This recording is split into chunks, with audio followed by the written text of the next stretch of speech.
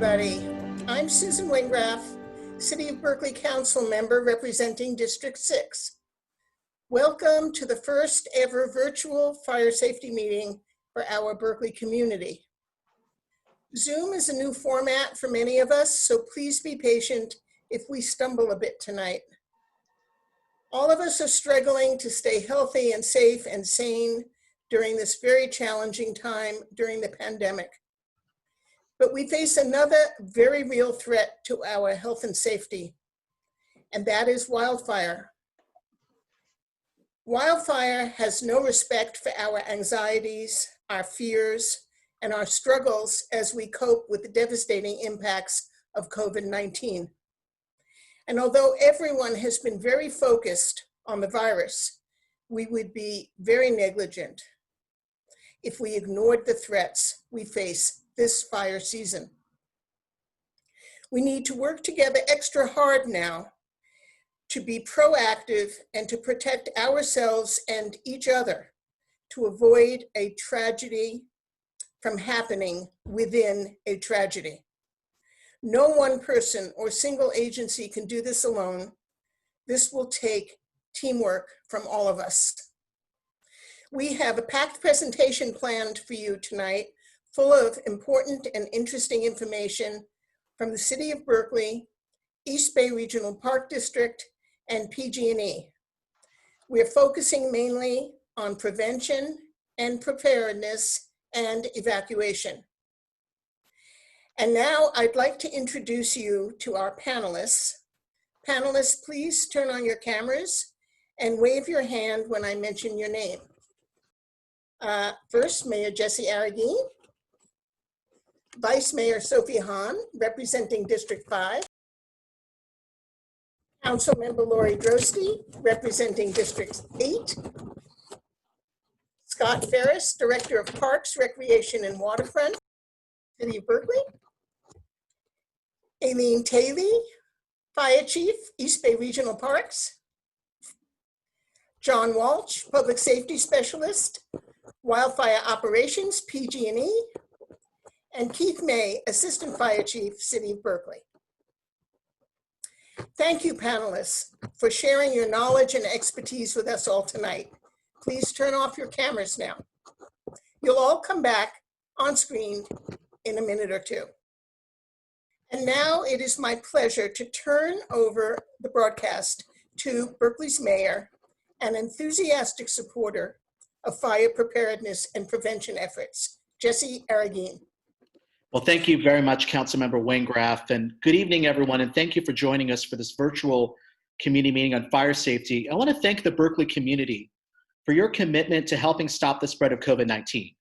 And while we've been sheltering in place for almost 3 months, and I know it's been challenging, not just for our residents, but for our businesses, your efforts are helping slow the spread of this deadly virus and helping us move cautiously towards reopening our economy. We know a lot has changed in the past few months and certainly in the past year. And this virtual meeting is evidence of that. And I want to thank Councilmember Susan Wingraff for her ongoing leadership on the important issue of fire prevention and safety. For the past several years, she has held these community meetings, highlighting the importance that we must continue to work to prevent the spread and the threat of wildfires. And there are efforts that we take as our local government and with our regional partners, but there are steps that you can take as well. I just want to express my appreciation for her leadership and her efforts and the work of her staff, Lori McWhorter, who helped organize today's meeting. We're facing a critical public health emergency, but we know the threat of other emergencies face us every day. And a few weeks ago, Governor Newsom held a press conference where he highlighted the importance of continuing our work to prevent the spread of wildfires that have devastated parts of our state and certainly have had an impact on our community. We are entering fire season, and we also know we are facing drought conditions. So our commitment to fire prevention must continue, even while we are focused on fighting COVID-19. And we know Berkeley has seen its share of fires in its history, including the 1991 Oakland Berkeley Hills fire. So we must be vigilant in preventing wildfires. And so to that end, the City Council over the past several years, and thanks to Councilmember Wingraff's leadership, has allocated over $800,000 to fund programs to control vegetation, to support education on evacuation, and to fund the Safe Passages program. As we're entering our budget process for this next year, and we know that we're facing some budgetary challenges due to COVID-19, we must continue to prioritize fire safety and fire prevention. So while the city and our regional partners play a critical role, there are steps that you can take to help us prepare and to mitigate the risk of wildfire. So thanks for being here, and please do what you can to keep our community safe. And with that, I'd like to introduce Berkeley's Vice Mayor, Sophie Hahn. Good evening, and thank you all for joining this important event. And thank you especially to Councilmember Wengraf and her office for putting the program together, and to the many speakers who are joining us from a variety of agencies, as well as from the city of Berkeley. COVID-19 has reminded us once again that the unexpected can and does happen. And even more than this, we are reminded that being prepared is critical to our ability to withstand crises when they arise. We're also reminded that the actions that each of us takes or fails to take impacts the well-being, perhaps even the survival of others in our community. My own Jewish grandparents, who fled France during World War II, always taught me that the greatest form of security is not a savings account, but a strong community that we care about and that cares about us. It's advice that will serve all of us well as we prepare for the inevitability of fire in Berkeley, take necessary precautionary measures to protect our own families and our own homes, as well as the families and homes of others, and build the strong neighborhood and community ties that we need to ensure that we can avoid the worst impacts of the fire. I'd now like to introduce my council colleague, Lori Drosty, who represents District 8 in the South Side, where the last catastrophic fire did result in tragic loss of life's work, because there were many professors and writers and people who lost a whole life of work and memories, and of course, loss of property as well. So I'm in a somber mood, and I'll hand it over to Councilmember Drosty. Thank you. And thanks to all of you for attending this very first virtual town hall on fire safety. Thank you, Councilmember Wengraf and Lori McWalter, for organizing this forum and for your dedicated efforts, Councilmember Wengraf, over the years to address fire safety, not only in your district, but in our entire community. I'd also like to thank our distinguished panel for being here this evening as well. As Councilmember Wengraf mentioned, my name is Lori Drosty, and I represent the southeastern portion of Berkeley, where, as Councilmember Hahn mentioned, unfortunately, there is a very tragic wildfire history when 25 people lost their lives in the Berkeley-Oakland firestorm of 1991. It's so important now, more than ever, to work together to help educate our community on fire prevention strategies. So I really want to thank all of you for being part of our efforts to keep our community safe. I'd now like to hand it over to our terrific Fire Chief, David Brannigan. Thank you, Councilmember Drosty. Good evening, everybody. Thanks for coming out, or staying in, as the case may be. It's a unique and interesting situation doing this meeting over Zoom, but we appreciate everybody joining us tonight to hear about what we've got going on in the city of Berkeley. So thank you, Mr. Mayor and other council members, Councilmember Wengraf and Vice Mayor Hahn. We really appreciate having your support for this event and for our efforts to mitigate wildfire. And let's see, if we could go to the beginning of this slide deck, that would be great. Hold on one sec. Thank you, Rose. I want to talk a little bit about what we have going on. As the mayor mentioned, the governor had a press conference recently about the state of wildfire and his commitment to both upstaffing CAL FIRE to their normal maximum staffing this year, as well as continuing the mitigation plans and programs that we have going on. Something I really want to tell the community about, this is going to be our third year of a program where the mutual aid system uses pre-positioned strike teams and resources in areas where firefighters expect there to be extreme fire weather. The advantage to this program is that instead of waiting for a fire to break out, calling and getting resources and sending them on their way, we're putting firefighters and apparatus in the locations most likely to have catastrophic wildfires should one break out. We were direct beneficiaries of this program last year. One of the nights that we had a public safety power shut off and extreme fire weather here in the East Bay, a fire broke out just south of St. Mary's over in Moraga, St. Mary's University. That fire spread quickly towards the backside of the Oakland Hills and was pushing several acres into the wildland heading towards Oakland. Luckily, we had 2 pre-positioned strike teams in addition to the multiple jurisdictions that responded, including Berkeley, and that fire was contained to only a few acres within about 2 hours. We had resources on the scene. Those pre-positioned strike teams accounted for at least 10 apparatus, 5 per strike team, that jumped on that and got it stopped. So a fire that could have been catastrophic was headed off by this pre-positioning program. And so we're going to be doing that again this year, as it's proving very fruitful as we move forward. So statewide, that's happening. Despite COVID and the staffing challenges that resulted from that, we are fully participating in the mutual aid system this year so that we can go out and send resources and receive help if we need it here in Berkeley.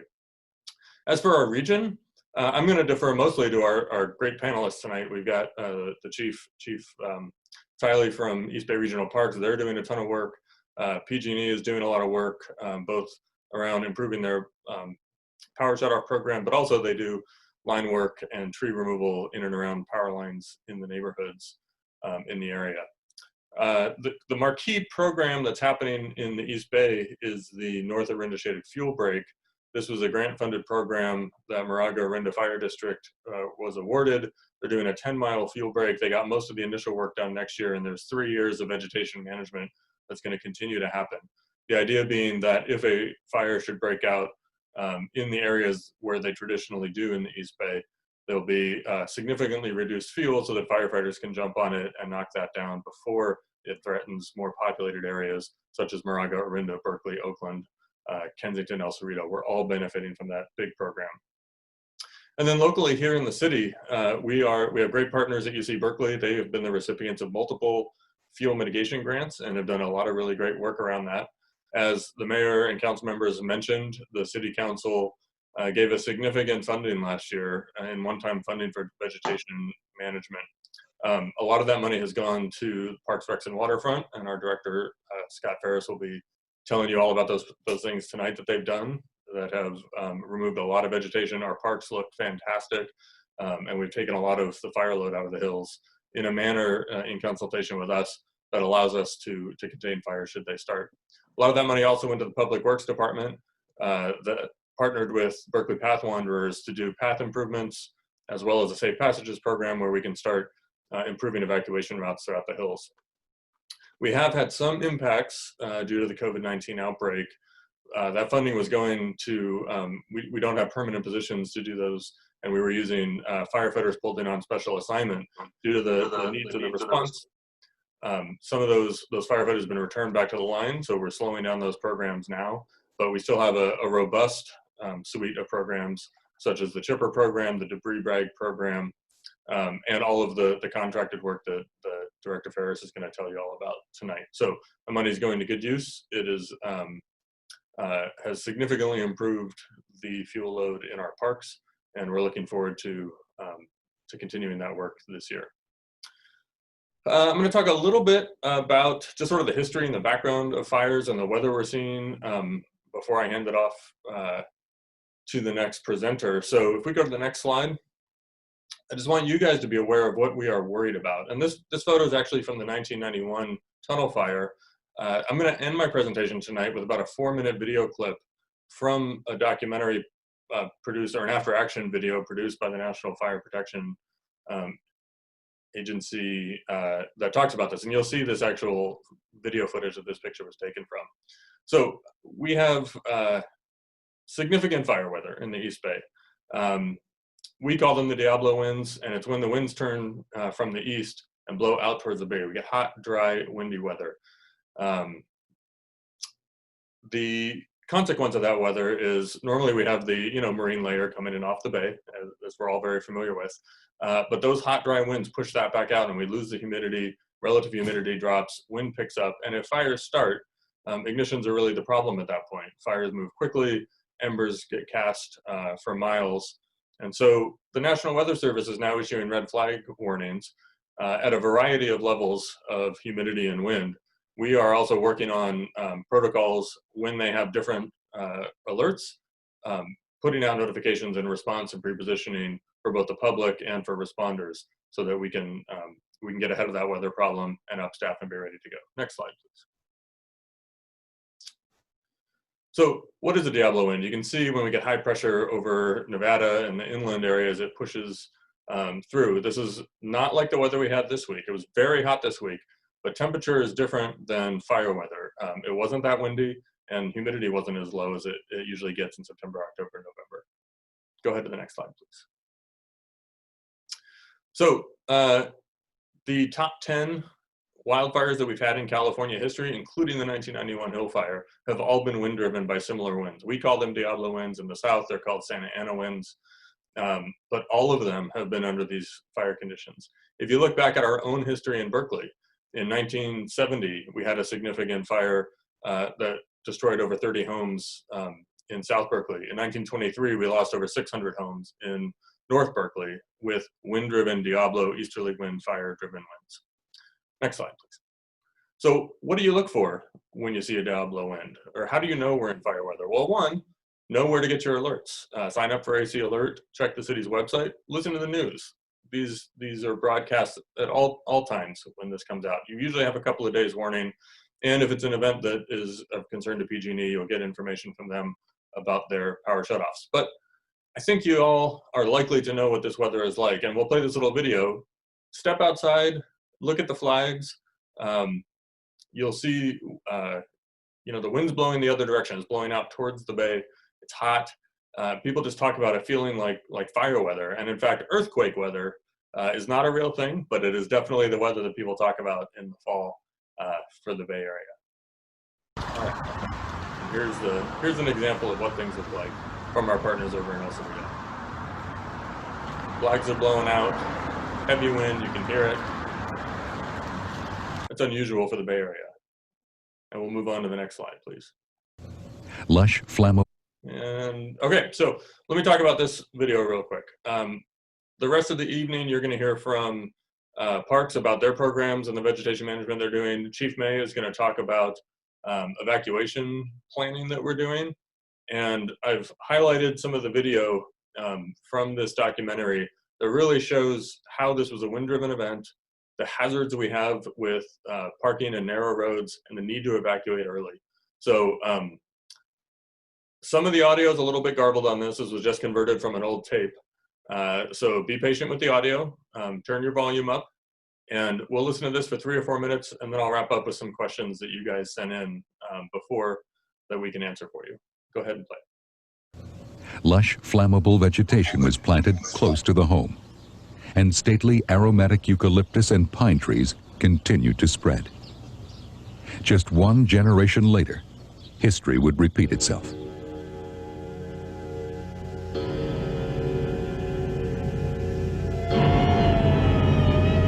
The fire began on Saturday, October 19th. In just a few hours, after burning 3 acres of land, the fire seemed under control. But the next day, hidden embers broke into flame. And as the much-feared Diablo winds picked up speed, the wildfire quickly raged out of control, climbing up the canyon, crowding in a grove of eucalyptus trees. The trees torched like Roman candles, sending millions of flying embers down the hillside to the communities below.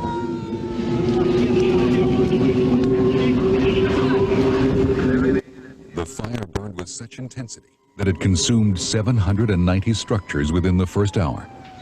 Many of those same homes destroyed in the 1970 fire were once again consumed. Driving on Alvarado Road, which zigzags into the hills, houses stand unharmed, elegant, until one big bend in the road.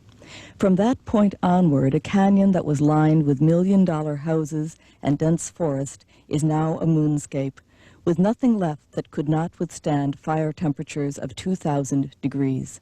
Associated Press, 1991.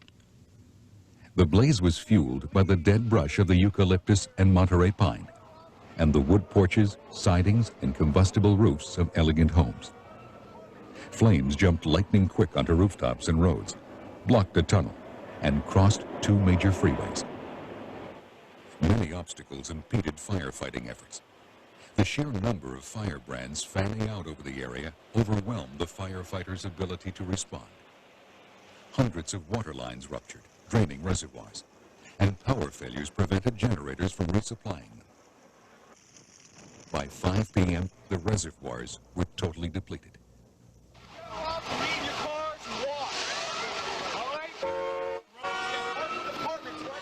The communication system was overwhelmed, creating chaos and delays. Fire apparatus could not maneuver on the narrow, winding streets, and fleeing residents blocked neighborhood roads. Nearly half of the fire's victims were overcome by smoke and flames while they sat in their cars on steep, narrow roads, trapped by traffic jams.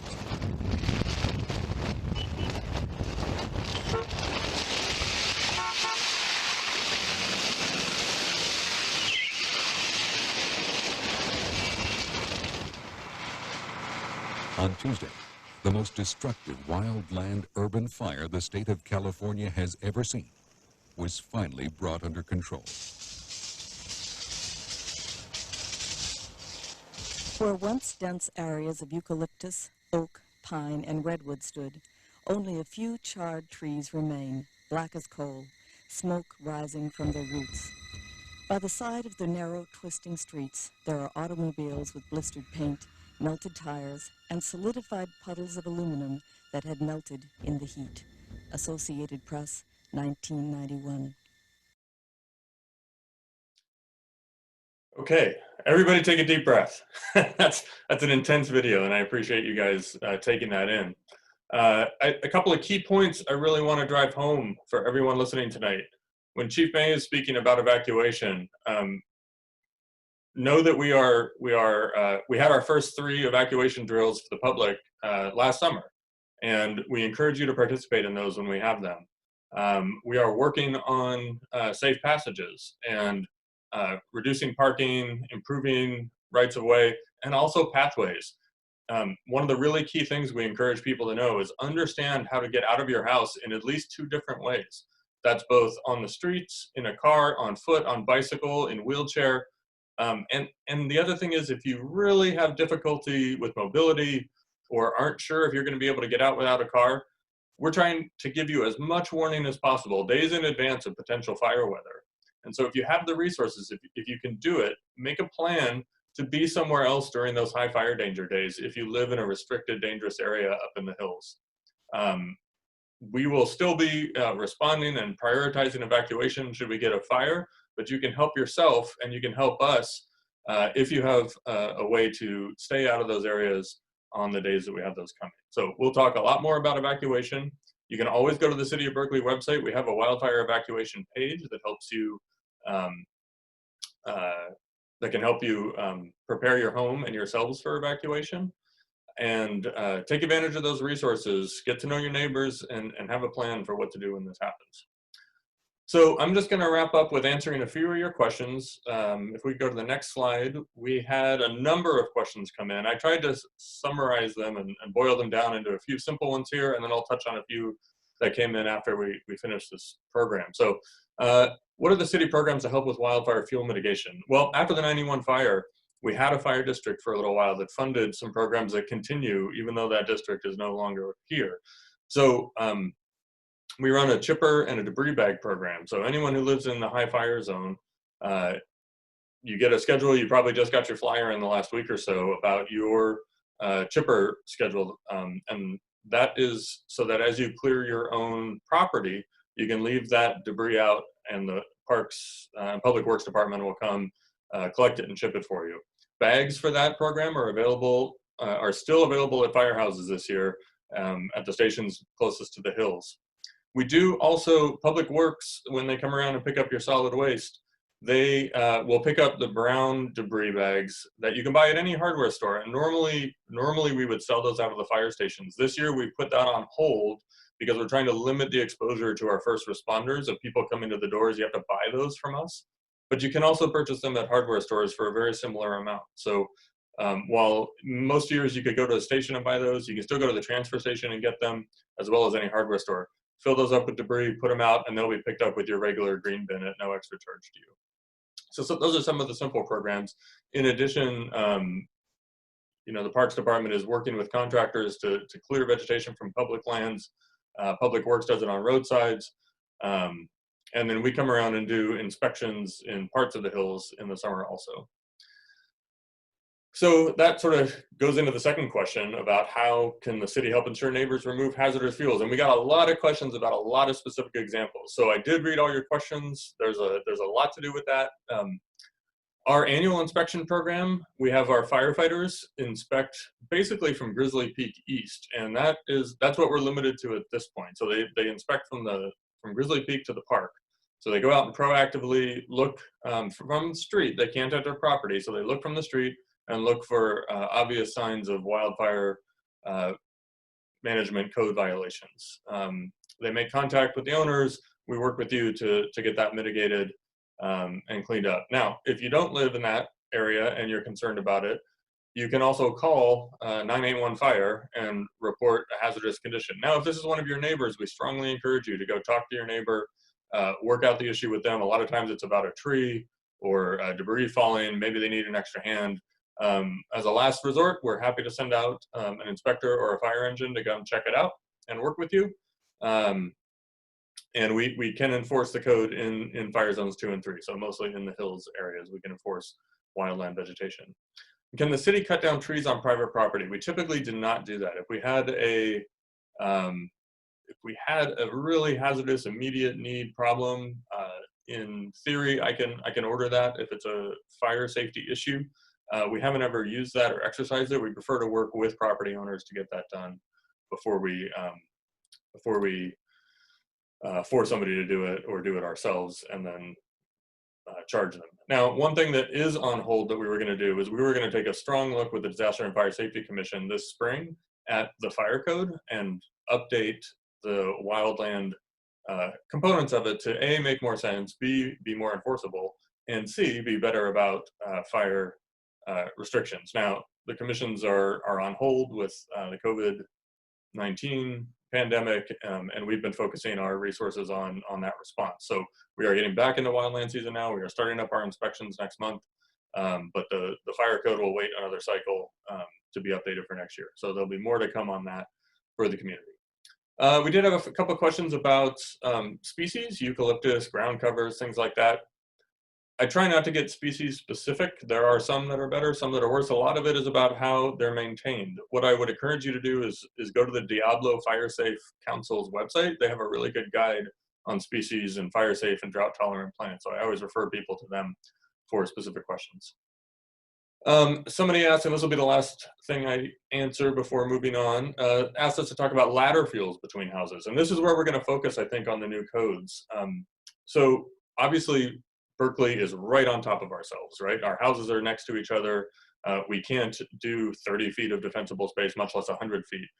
So those types of codes don't necessarily make sense for us. So we want to make a more sensible guideline and then code down the road. So our guidance is that you shouldn't have any ladder fuels or things that carry fire from the ground into the trees. That's where we get into big trouble, is when fire gets up in the trees. So if we get a grass fire, if you have long grasses, we can get ahead of that grass and put it down, put water on the ground, get the fire out. But if you have shrubbery or wood siding on your house or a wooden fence or a deck that's not protected, that's going to carry that fire and catch itself on fire and direct that up into the trees, that's where we get into problems. So when you're looking at your property, and you step outside and you think, okay, I've got a medium-sized shrub here.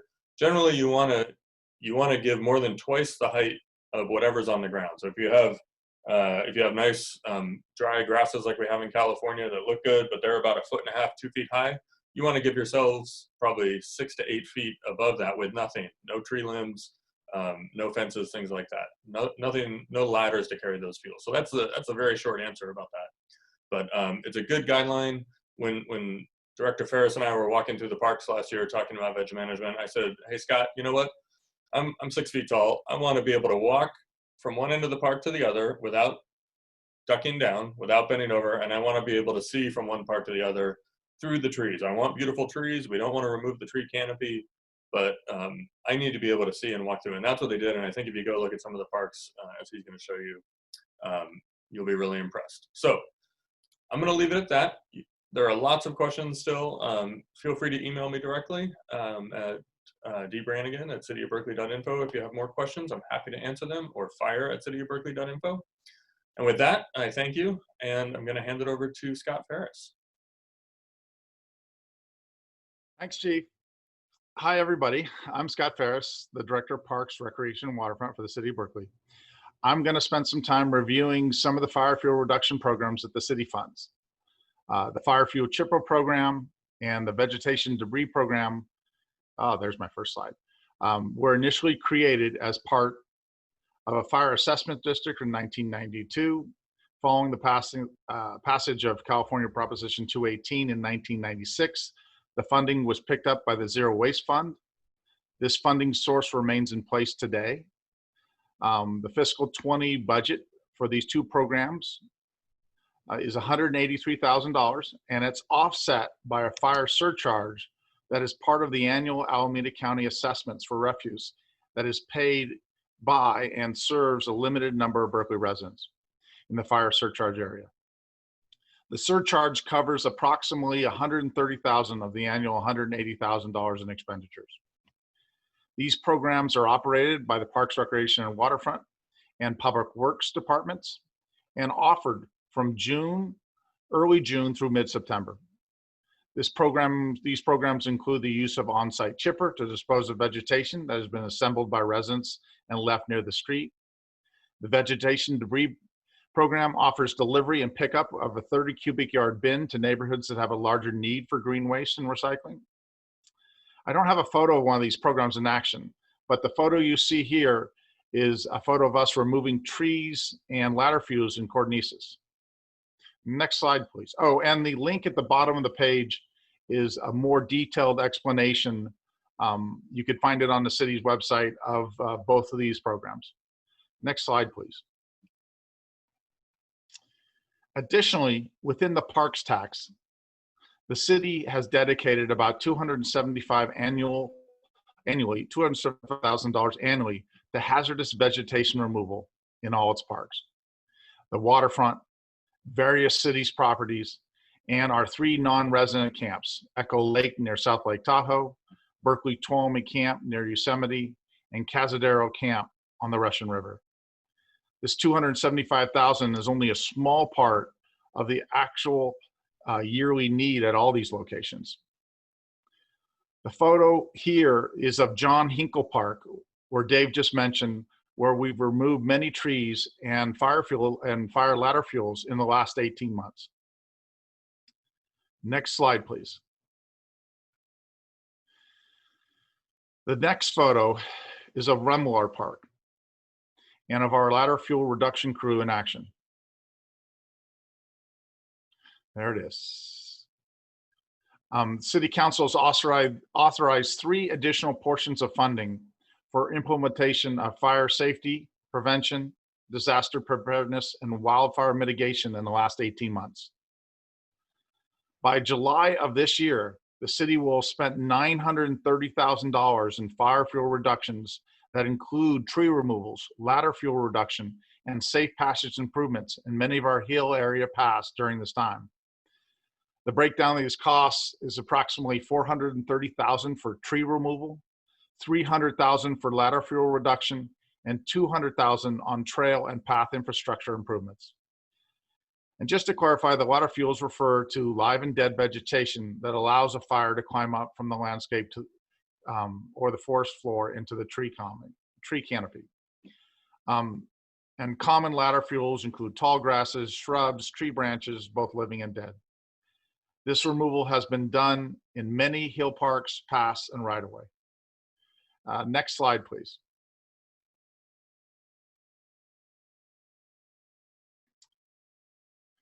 The tree work in parks has been focused at Cordnesis, Glendale La Loma, John Hinkle, Craigmont, and Remillard.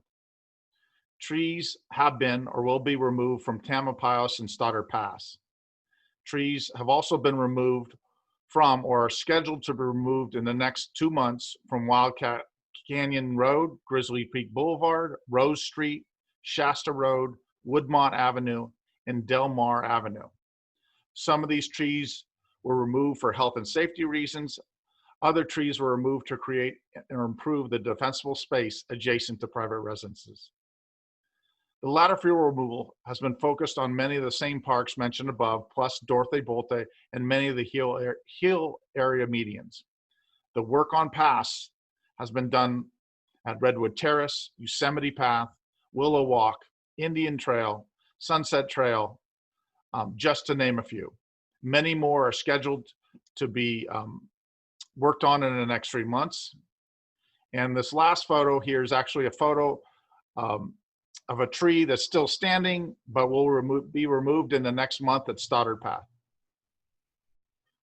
At this point, I'd like to introduce Eileen Tiley, Fire Chief from the East Bay Regional Parks District.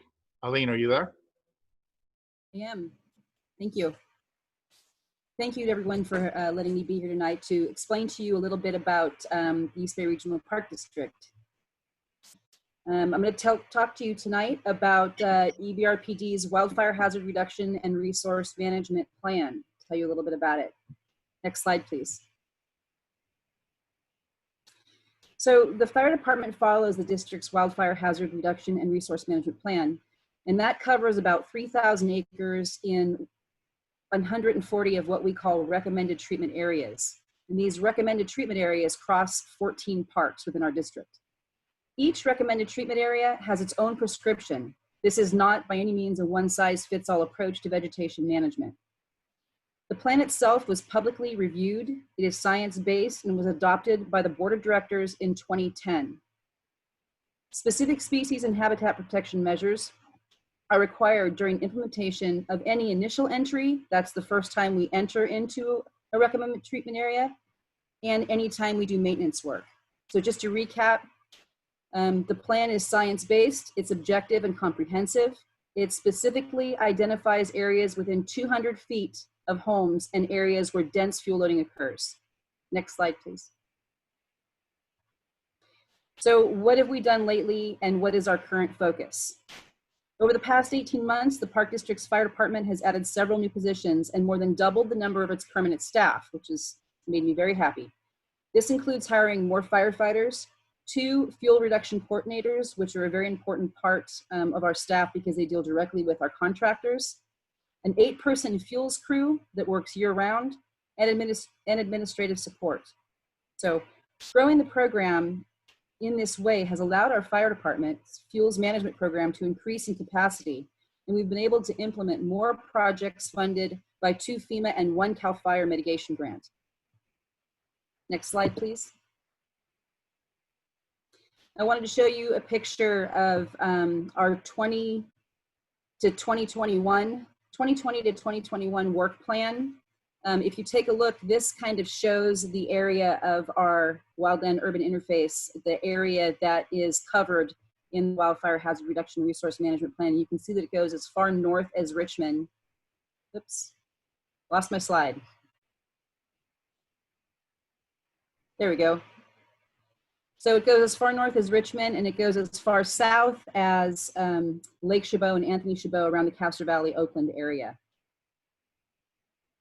So the red areas here on this map represent the areas we've identified to work in, again, for 2020 and 2021, and that we've actually submitted to the regulatory agencies. every time we plan to do work, it's part of our environmental permitting that we report the work prior to the time that we're going to do it to the regulatory agencies to let them know what we're doing. So it's a little bit time consuming, but we've gotten it down to a pretty good work rate. And as you can see, all the red areas are the areas that work will be occurring in the next 2 years. The FEMA funded fuel break enhancement project along the Wildcat urban interface is in Kensington and El Cerrito areas.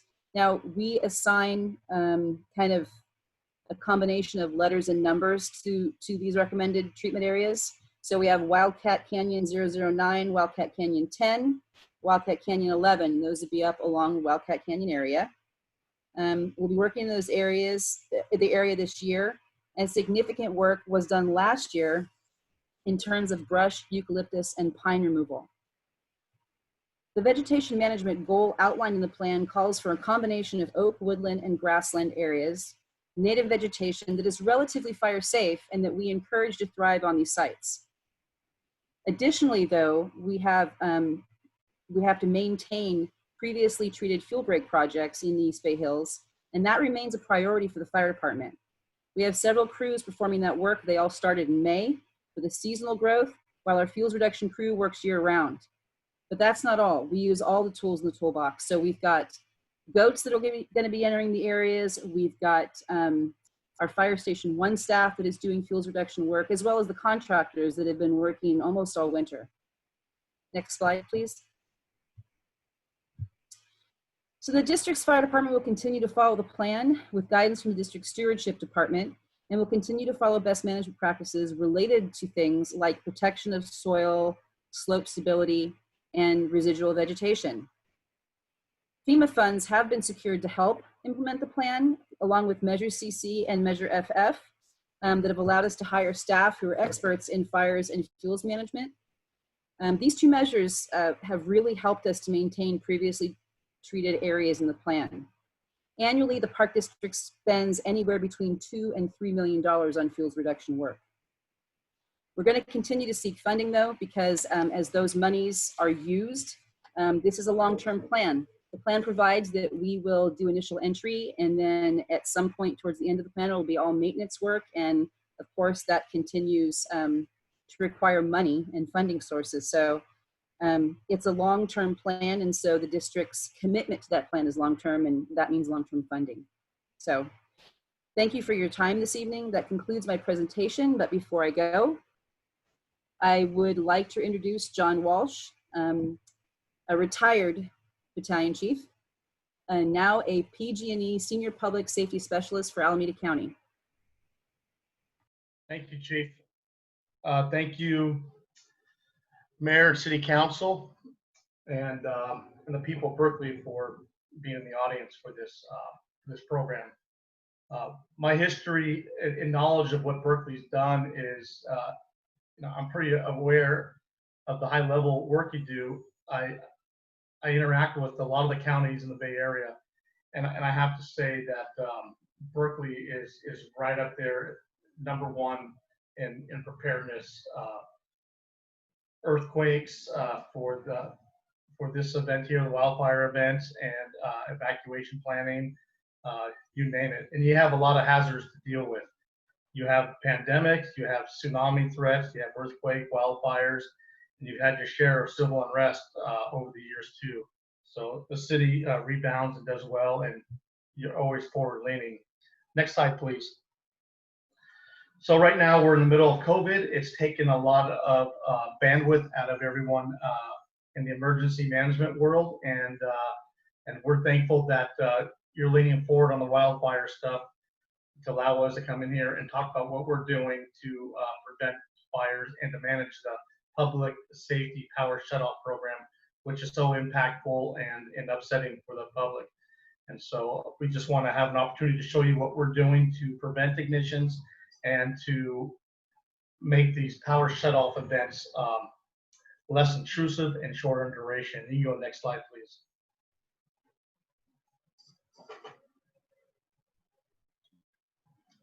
Thank you. So for 2020, our improvements, we want to make them smaller in size. We want to make them shorter in length. and smarter for customers. And real quick, there's a lot more to it, but for the sake of time, I'm going to keep it very simple. We're putting in devices that are going to be able to take these circuits that are sometimes rather long, sometimes many miles or cover many neighborhoods.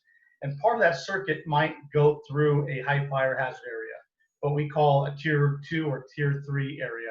And that's an area that we've worked with CAL FIRE and the CPUC to develop areas that we know are high fire risk, and we tiered them. So if we have infrastructure going through there and we have the wind and the humidity levels and fuels being dry and prone to fire starts, we're going to probably want to de-energize that. But part of that section might go through areas that aren't in those impact zones. So where we can, we put a device that's called a sectionalizing device, and it's an electronic, automatically controlled device from a control center that allows PG&E technicians to operate that, to make that circuit smaller, so people that need to be out of power are out of power for safety, and those that don't need to be have power. And it's continuous work, and we're doing a lot of work in Berkeley, Oakland, and throughout the whole Bay Area. To make it shorter in length, part of that we can't control, because Mother Nature will drive that. But where we do have control is when the wind stops, and the ability for us to lean forward and get our crews out there. So what we're doing is bringing crews in ahead of time, and the crews now are better prepped and have better operating procedures to deal with these inspections. So when we lose power, before we power up, we have to inspect the whole system. The transmission lines, which are the real big tall ones on the steel towers, and then the ones that are on wooden poles in the neighborhoods, they all have to be inspected. So to do that, they're bringing in many more crews, and they're going to have them start work on the system earlier and later in the evenings. But they also are using a lot of helicopters to inspect the system. And some of you have probably seen that already in your neighborhoods. But we're going to have a fleet of 65 helicopters this year to help us just with that project alone. We're also bringing in 2 fixed-wing aircraft that can do our transmission lines at night using LiDAR technology. So that's going to be very helpful. And we hope to have restoration improvements very noticeable. To make it smarter, we're really working on some of the places where we had some failures last year. And I did some work in the EOC environment for the first power safety shutoff, and there were a lot of issues. And one of the issues was the website we wanted everyone to go to and the portal stuff had some capacity issues. So that's been fixed. A real big infrastructure backbone behind it now, so we can handle a lot of traffic on there, and that's really important. Really done some work on the customer alerting. I don't have the time to really get into the detail on that, but our alert system and programs and different routes of alerting is really going to be improved. And my job, I'm a public safety specialist, so my job is primarily to be a liaison or an agency rep to an EOC environment or to a command post at a major incident. And yeah, and so I help with the coordination, and that's one place where we make it smarter. And I'm going to go back to that last slide. And this is something relatively new for PG&E, and it has to do a little bit with the thought about the medical baseline and the AFN community. And we're looking to partner, and we are partnering now with the California Foundation for Independent Living. And this is really new, almost hot off the presses. I don't have a lot of background depth of knowledge on this, but I do know that we are funding this agency and organization to do a lot of the heavy lift for us. They have the contacts and the infrastructure in place to do it with this community. And it's going to be very beneficial, and I think it will pay dividends and allow people that are set up and designed to do that kind of work do it, and let us focus on the other work that we're better positioned to do. Next slide, please. So system hardening and resiliency is going on throughout the service territory. It's always been going on. I think we can say that it probably hasn't been going on at the rate it needed to keep up with the weather, the climate, and the erosion of the equipment. But there is a full court press on getting this infrastructure up to speed, hardened to deal with. Some people are saying that the changing climatic conditions and in the winds. this last wind event we had, it was pretty historical in some cases. They called it a 30-year wind event, and the amount of offshore wind events that we had and how long some of them lasted was pretty impressive from a from a weather standpoint. So if you study weather, it was really a phenomenon that was really interesting, and a lot of studies going on about that. So this work is ongoing. What it really has to do with is where we can underground, and in a lot of areas undergrounding is very problematic and tough to do. I know that's a big issue in Berkeley and a lot of communities. Obviously, in new developments, it happens all the time, but it's a little bit different scenario in established communities. The other thing is using different types of wire. We call it tree wire. So where we have a lot of vegetation and wind impacts, we're going to be hanging a different type of wire that's coated, and that can help reduce the amount of ignitions. Problem is, it's a heavier product. You might need to put more poles in there, and it takes a while to do that kind of work. Another example would be taking the cross arms and making them wider so you can space your electrical wires further apart, so there's less opportunity for them to sway in the wind and touch each other and arc and drop sparks. So those are all the things that we're doing to prevent ignitions and system failures. And that's going to have benefits year-round. In the areas where we have a high snow load, it's going to help them resist the snow loads that we have. And in areas with the regular storm damage that we have, they should be able to withstand the storm damage a little bit better also. So it's going to be better for all aspects, not just the fire problem. Next slide, please. So vegetation management is huge. You've probably seen some of the work in your community. There's a big project going on right now in Oakland between Shepherd's Canyon and Highway 24. They're working on one of the circuits, and we're going to be continuously doing this work year-round. There's a difference between routine vegetation management and enhanced vegetation management.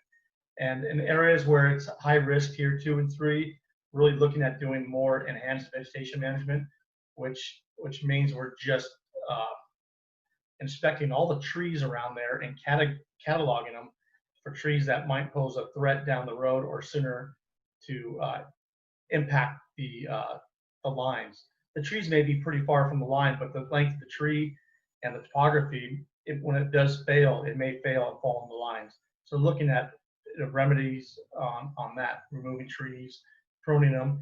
And you'll notice with the graphics between the routine vegetation management and enhanced, we have clear to the sky. We don't have canopy hanging over our infrastructure. In the first picture to the left, where it's routine vegetation management, you can see tree limbs and everything kind of hanging over the cross arms. And with enhanced vegetation, you don't have that. What happens with these high wind events, a lot of times just a simple limb will fail and lay across the wires and create a circuit across and start a fire and arcing. And that's what we want to try to reduce, that opportunity and that potential. The opportunity potential is there, but we're just going to reduce the percentage where that may happen. And then we're always going to be in routine veg management because this stuff continues to grow. So it's a continuous, expensive process. Crews are working on it all the time. We're talking primarily our distribution lines, which are the lines that feed your homes and local businesses. When we talk about the transmission lines on the big steel poles, you'll notice extreme vegetation management around those lines usually, depending on the area. So, but I'm talking primarily here at Berkeley, primarily talking about the local distribution lines. Next slide, please.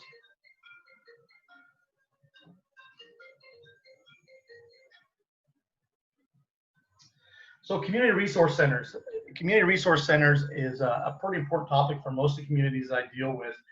And these are centers that are set up to support the community because we shut your power off. And the community needs some resources for power, for charging up things. Excuse me. So we are identifying these. We're working with the county and the cities to identify locations that we could use existing buildings that are already ADA compliant and might just need a little bit of work to allow us to hook up emergency generation should that area not have power. The issue we're facing with this right now is that we have COVID-19 concerns. And so these CRCs basically bring everyone together in a relatively small area where we can provide blankets, coffee, tea, heating, power strips, food, security, chairs, and tables. So we're not sure where we're going to be at, but we're planning for a different CRC deployment model. And we're looking at possibly doing outdoor open air tenting again, and taking people pretty much on a smaller scale, and they're not to congregate there. We'll provide some resource for them. They can take that with them. So we're looking at battery packs or batteries, or maybe some bottled water or such. But it's going to look different than what this graphic is. We're looking at open air tents and sprinter vans to maybe be highly mobile and move into different areas at different times.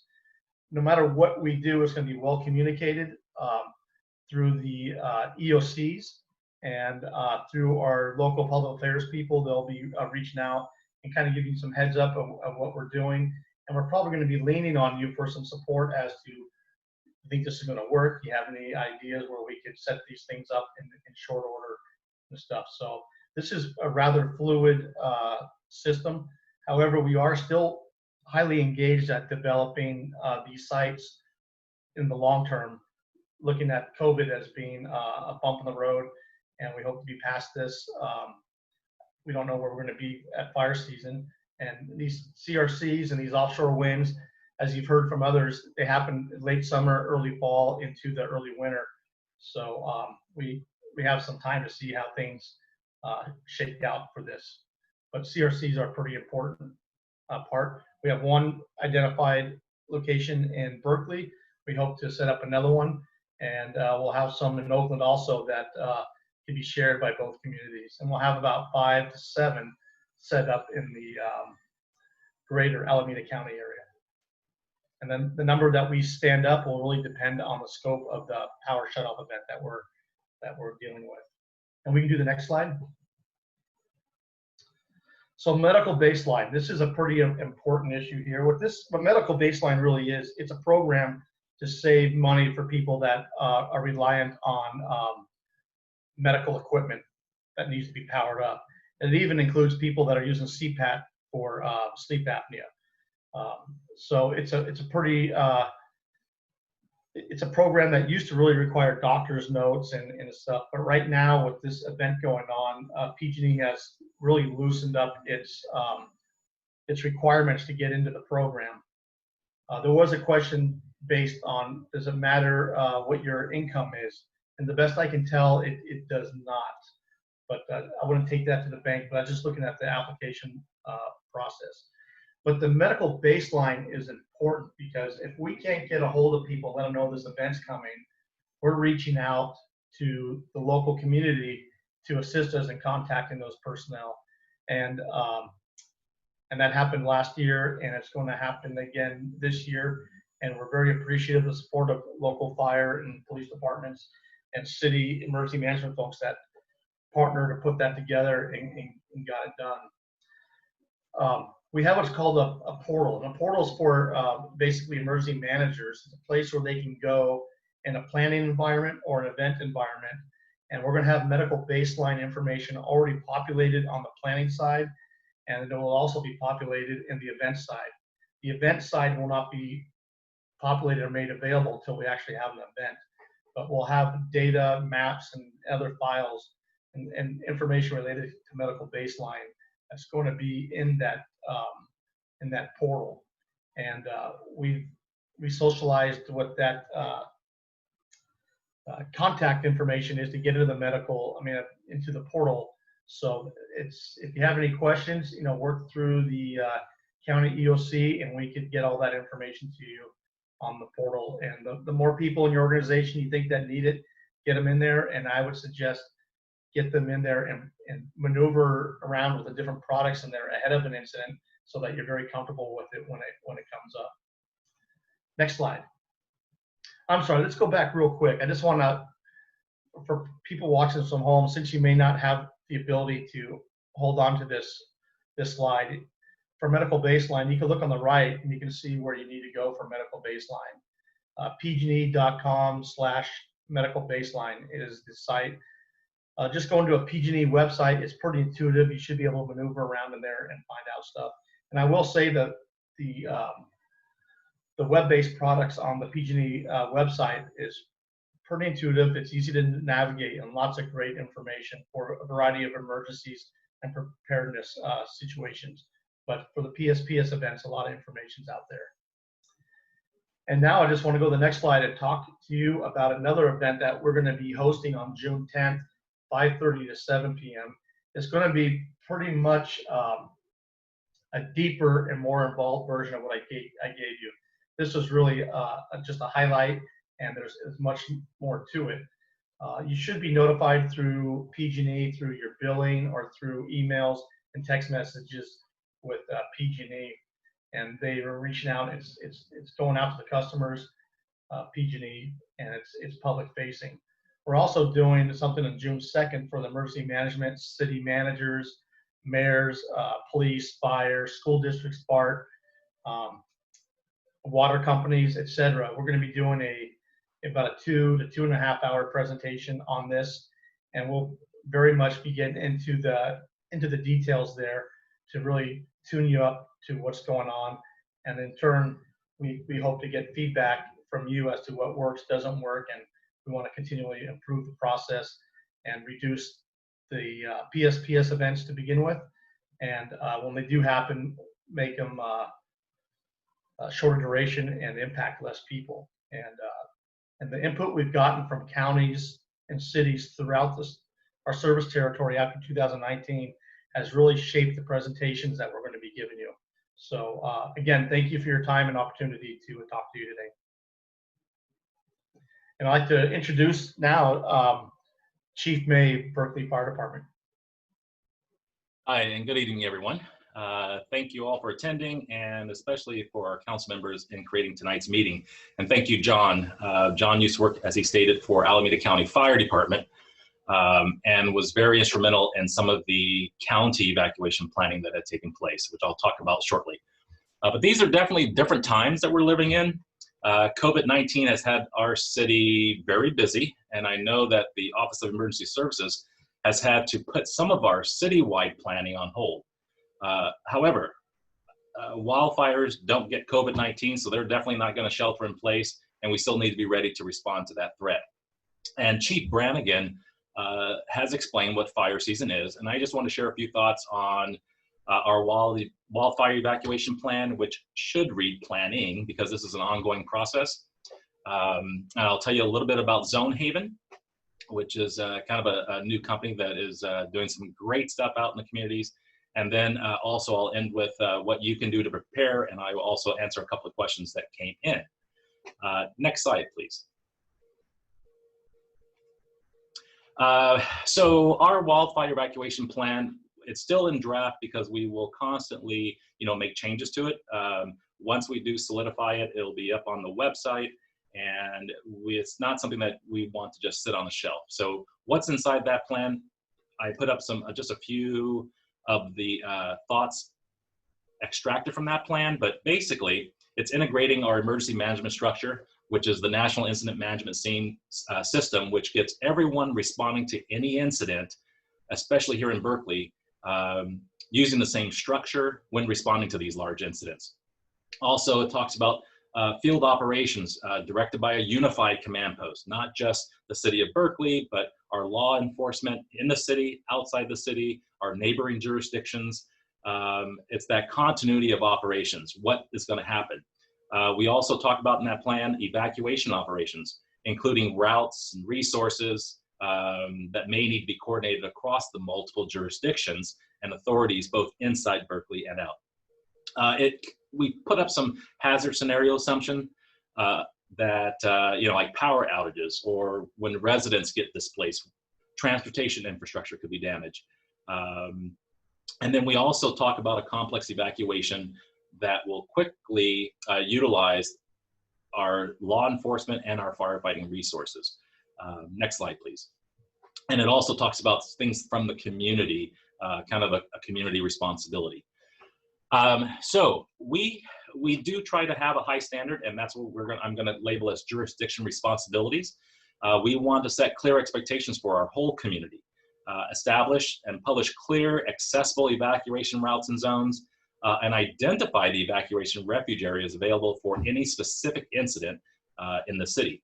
We'll also create pre-approved accessible messaging for rapid distribution, provide real-time mapping, navigation routing systems, support private sector technologies, which I'm going to talk about with Waze or Zonehaven, and then have a continuity plan to help maintain response operations if interrupted. So next slide, please. So how can we do better? Alameda County Fire Department last year created a task force that began creating a county-wide evacuation plan. The city of Berkeley had already been doing some work here in the city of Berkeley, and they saw that. We started communicating, and I kind of got drafted into that that planning zone, but which is good because we need to collaborate with our partners, and not just in the county. So with that in mind, we also brought to the table the concept of Bay Area Evacuation Platform, because as I stated, wildfire knows no boundaries and doesn't take years off just because they had a bad summer or a bad winter. So in the city of Berkeley, we had a presentation from a startup company that was doing some really advanced stuff and answering a lot of our concerns and those responsibilities that I spoke of earlier. And then that same company went to Oakland. In Oakland, we started collaborating. So Zonehaven really brought which is the name of the company, brought all of our needs into a cloud-based system. And I'll give you a little clip on the video that is hopefully in queue. So go ahead and start the video. Fire evacuation order. When seconds matter. Fires that move incredibly fast, that actually force people to run from their homes, have become the new normal in California.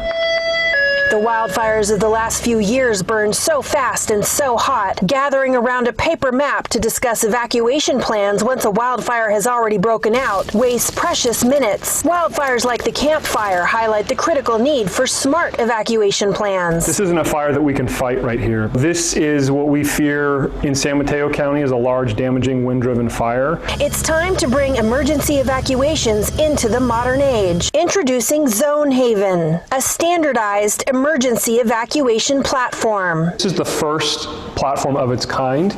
It's the first to be deployed in the Bay Area. Notifying first responders and San Mateo County residents the moment an evacuation is ordered. And the moment it's called for, dispatch can see it, the public can see it, the first responders are all looking at the same map. When every minute counts. Firefighters want to know how fast and how far the fire is going to travel. Law enforcement wants to know which roads do I need to open up and create one-way or two-way traffic controls. And San Mateo County residents want to know if they need to evacuate, which roads are safe, and where to go. We've been able to harness the local knowledge in every individual jurisdiction and agency, put it on a platform that everybody's using the same language and technology, all with the goal of ensuring that people get out quickly, they get out safely, and they have the exact same information that first responders do in those critical moments.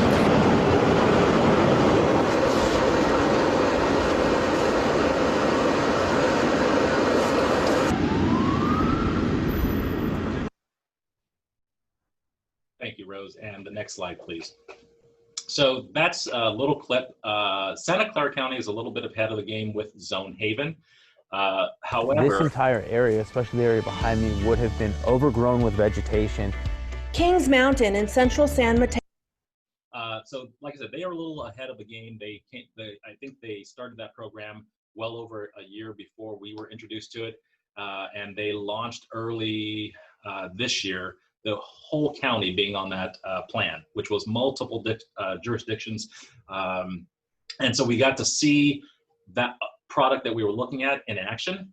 You know, the one thing that he mentioned was, God, what if everyone saw the same map? That's unheard of because working these wildfire incidents, there's someone at a command center whipping out the map on a hood and trying to coordinate evacuations based on a physical map. So we were looking for a platform that all agencies could use to coordinate evacuations with all stakeholders. So, units coming in from Southern California could still communicate the same way. A solution that would also work beyond the city of Berkeley and Alameda County. As you know, we're sandwiched in between several counties with wildfire potential. So we're also looking for a real-time map-based platform that allowed everyone to see the evacuation information and tools that integrated the pre-existing information channels. So the tool, of course, for us, we wanted to make sure that it was full of the local knowledge, which is important in each jurisdiction, but also we wanted to make it available to the public. And this was kind of like the greatest thing that this thing does. And I wish, eventually we'll have, I'm hoping to have some type of information up on our website or another town hall meeting that could focus or on what this will look like for the public. So once we get to that point, those things will start to happen. Next slide, please. So basically they started with smart zones. We had zones that we built out in the city that we could put into the AC alert network and notify a particular neighborhood. And they were based on quadrants that we thought made sense. This company came in and looked and just immediately started looking and saying, oh, wow, that's a good zone, but it would be better served if you did it this way. And so they make it, it's what they call smart zones. And it's really hyper local planning for zone configurations where we have a lot of input. And I say we, being the city of Berkeley, our law enforcement partners who are in charge of evacuations. And it's just, does not just live in a map book on a shelf, but it's like a dynamic computer or smartphone generated way of staying connected and in sync with the community. Next slide, please.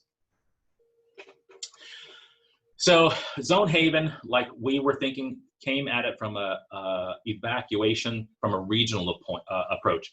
This map here shows kind of the shelter-in-place order for some of the 9 Bay Area counties and information that the public can see once this thing is turned on. They can see important information. Maybe it's testing sites, maybe it's where the hospitals are, where the clinics are. But this kind of shows I just wanted to put this in there because it shows a little bit of the capabilities that's available. So San Mateo County has already launched Zone Haven. Contra Costa County is in process as well. Santa Clara County, and now Alameda has begun the process and to start building up on this platform. And to give you an example, but next slide, please. So this was a training that we conducted about 2 weeks ago that had multiple agencies involved, which was Moraga Renda, Contra Costa Sheriff, El Cerrito Fire, or El Cerrito Kensington Fire, Berkeley Police, Berkeley Fire Department. And where this is, if you're familiar with the Berkeley area or Contra Costa just over Tilden, there's a place called Kennedy Grove. And so we simulated on this platform a fire starting in Kennedy Grove and we could play with the wind direction, the wind speed, the relative humidity. And so we picked a red flag condition. And what this map shows is the yellow that you see in the middle is where the fire started and how fast it grew within the first hour. The orange is how fast it grew in 3 hours.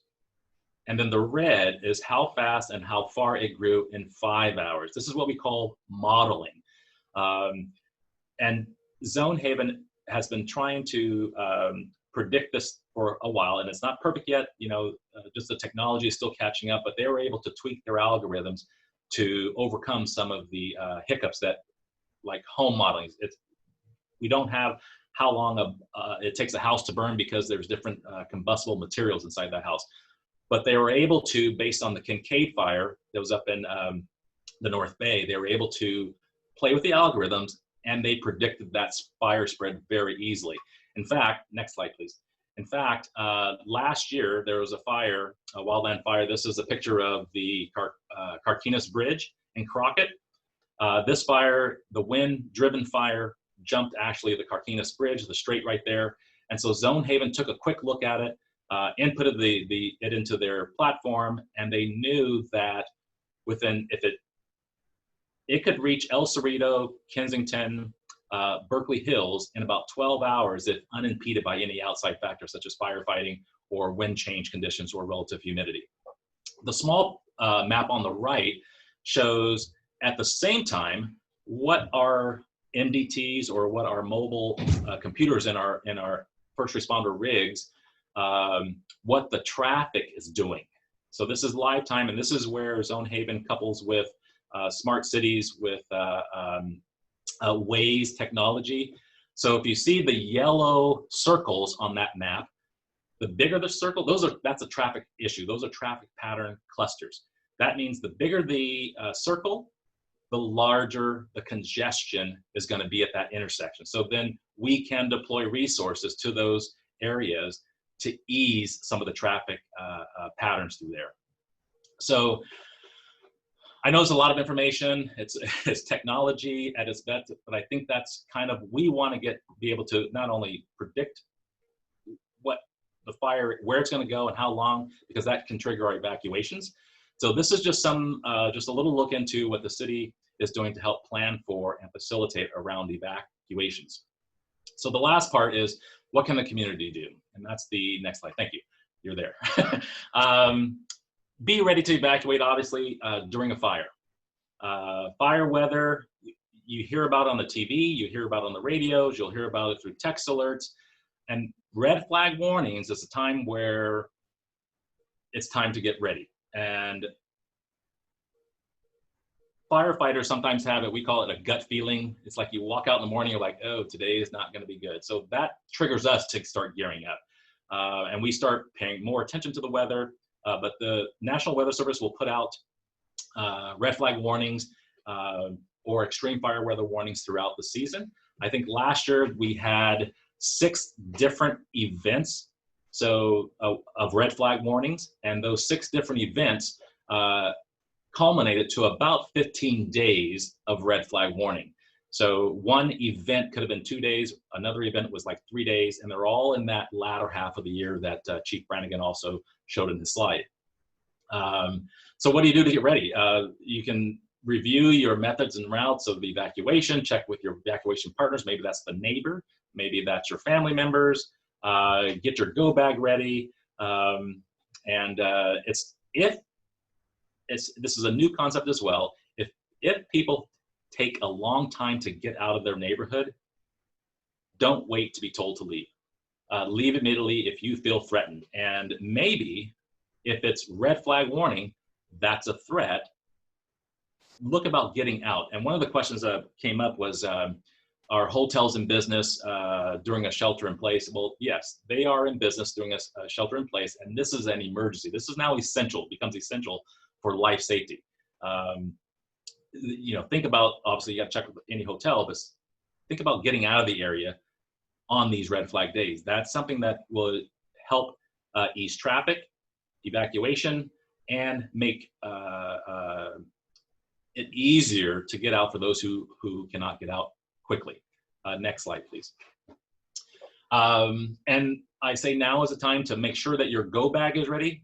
We're entering fire season, or we're in fire season. There's been a number of fires all across the state already, but make sure that your go bag is ready to go.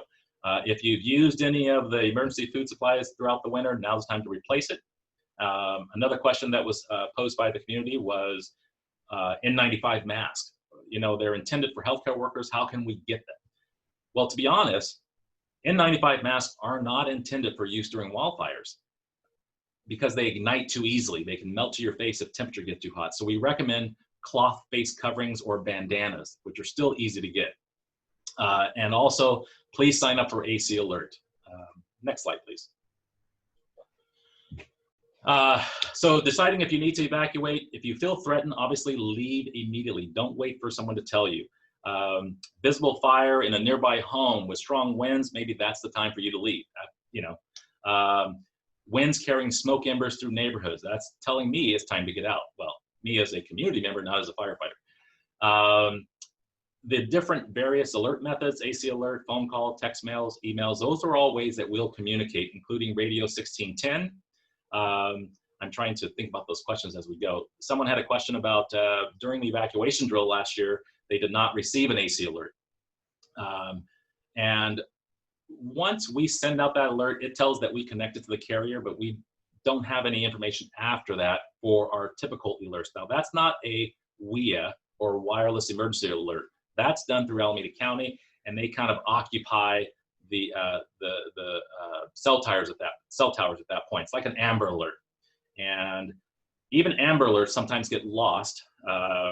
We went to a conference last year, and they said, you know, if the cell phone was playing something like Candy Crush game or something, it was going to get missed on an Amber Alert.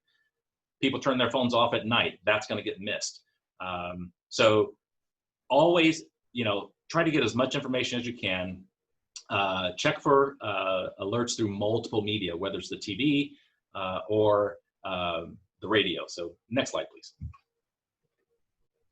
The grab and go, I put this slide in there because I think it's important that if you have no time, it's people and pets get you go back and leave the front door. That's if you have no time, which I'm hoping that never happens because you know all the warning symptoms of red flag conditions. You know that of wildfire, so leave early if at all possible. If you have 5 minutes, think about the medications, your glasses, maybe a laptop, cell phone, essential stuff, and then get your go bag and pets and family members and leave.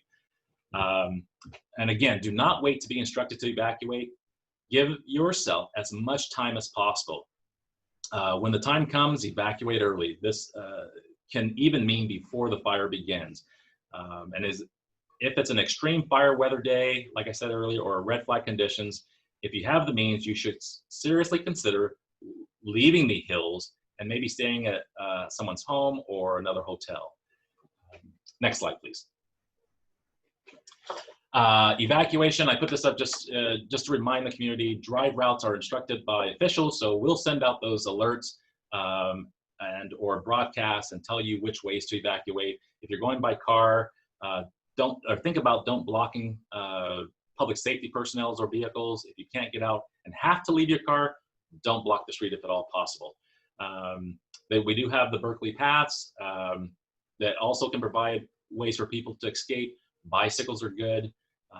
And we will announce where these community safe refuge areas are that are outside the fire hazard. If you can't make it out completely, get to that evacuation the community safe refuge area.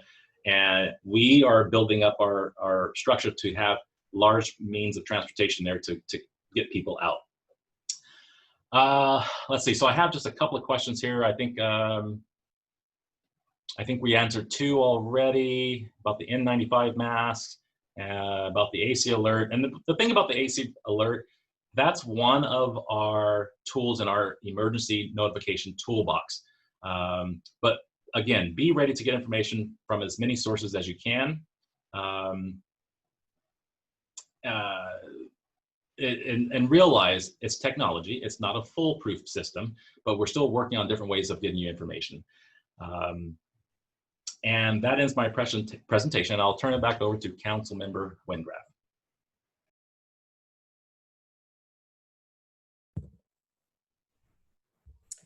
Okay, well, that's a lot of information to absorb. I hope that you found it interesting and informative. I want to try to figure out what I want you to take away from this presentation. Number one, the threat of wildfire is very real. The fires are getting hotter. Our fire season is getting longer. And so we have a big challenge ahead of us. I think one of the takeaways, and Chief Brannigan mentioned this, the single most important thing that you can do is get to know your neighbors, and that you all make a promise to each other to help each other deal with this danger. As you can see, our city is doing a tremendous amount, as are our neighbors and partners. Are we doing enough? No, we have to do more. A lot of the things that PG&E is doing are their safety measures, but they're not sustainable. They have to continue year after year. The same is true with tree trimming and in the parks. And unless those trees are removed, they're going to grow back. So I think that what I'd like to leave you with, I'd like to empower you to look at your own situation, review your own situation, and try to do something. First of all, the chipper and debris program is starting next week. This is a service that the city provides to you that you actually pay for. So please take advantage of the debris program and chipper program to get rid of a lot of your vegetation. Also, there's a lot of information online that is available to you. CAL FIRE has a wonderful website. The City of Berkeley has a wonderful website. So please take advantage of that information. I'd like you to take a walk around your house and see if you have 5 feet of clearance all the way around. If you don't have 5 feet, do you have 4 feet? I know our setbacks, I only have a 4-foot setback on 2 sides of my house. Is that 4 feet clear? That's as much as I can do. Have you cleaned your roof and your gutters of debris? And have you considered installing metal gutter covers? That will be helpful. Have you trimmed any branches that are coming over your roof line? Have you cleaned up all the needles and dead leaves that create debris around the base of your trees? Have you removed combustible objects from around your decks? And have you installed house numbers that are visible? I can't tell you how many houses have house numbers, don't have house numbers at all, that you can see from the street. As Chief May mentioned, a go bag. Everybody should have a go bag. The other night we had a surprise power shut off. Did you have lanterns? Did you know where they were? Have you signed up for AC Alert? Do you have a battery operated radio? And do you have a plan for evacuation if necessary? And before I close, I want to ask you to do one thing, and that is to make yourself and your loved ones a promise that if you are asked to leave your home, you will. So now I'd like to thank everybody who helped put this presentation together. My assistant, Lori McWhorter, did an incredible job spending days and days putting this together. Technical Director Scott Gelfand, you're a miracle worker. Your assistant Rose did a fabulous job. Kevin Powell, my neighbor, volunteered to help as backup. Tano Trachtenberg as well. I want to thank you all. And to the panelists, you were all terrific. And please, everybody, be safe. Have a good evening. Bye.